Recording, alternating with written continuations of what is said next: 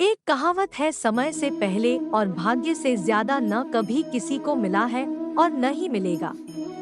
इसका मतलब यह नहीं कि हम सिर्फ भाग्य के भरोसे बैठे रहें। भाग्य भी तभी साथ देगा जब व्यक्ति कर्म करेगा, क्योंकि यह दुनिया कर्म प्रधान है। यह जीवन जिस तरह से चलता रहता है, उसकी इच्छाएं भी अनंत होती है।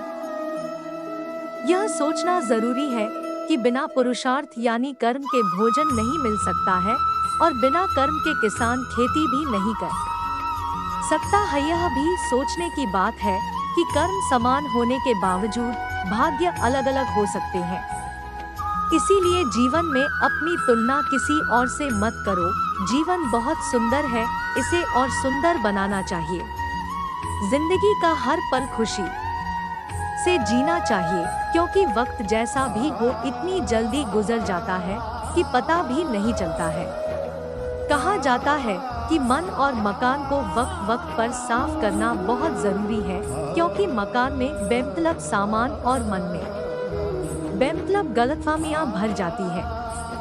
किसी ने बड़ी अच्छी बात की है, अगर आपको फसल पसंद नहीं है तो आप उन बीजों की जांच कीजिए जो आप बो रहे हैं। इसलिए जीवन का आनंद लेना चाहिए, खुशी के साथ हंसे, अपनी मुस्कान न छिपा किसी भी बात पर दुखी होने में जल्दी नहीं दिखानी चाहिए, क्योंकि जीवन बहुत सुंदर है। व्यक्ति को यह भी याद रखना चाहिए कि किसी दिन बुरा वक्त समाप्त हो जाएगा, क्योंकि हम अमर नहीं हैं।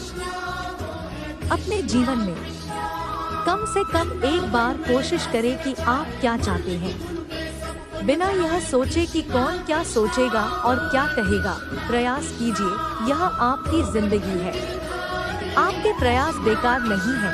थोड़ा इंतजार करेंगे तो वे उचित लगेंगे हमेशा।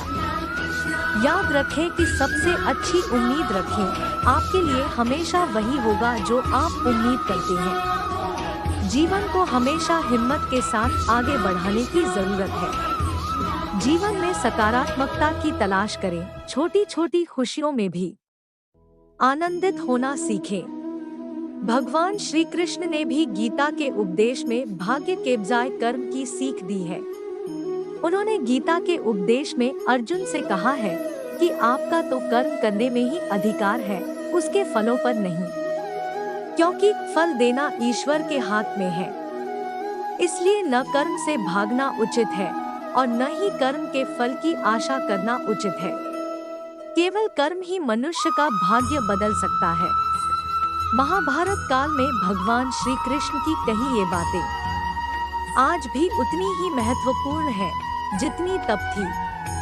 आजकल अधिकतर लोग कर्म करने से पहले ही उससे मिलने वाले फल के बारे में सोचते हैं और फिर जब उम्मीद के अनुसार फल नहीं मिलते हैं तो निराश हो जाते हैं। कर्म का फल कैसा मिलेगा, ये भगवान पर छोड़ देना चाहिए। जो लोग धर्म के अनुसार काम करते हैं, भगवान का स्मरण करते हैं, उन्हें सफलता जरूर मिलती है। यह भी तो सोचे कि भगवान कभी किसी के साथ अन्याय नहीं होने देंगे। लेकिन आप कर्म से पीछे हटेंगे तो फिर फल की उम्मीद कैसे रखी जा सकती है। यह भी सच है कि भगवान कर्म के आधार पर ही भाग्य तय करते हैं। इसलिए जीवन को सफल बनाने के लिए कर्म के अलावा कोई रास्ता नहीं।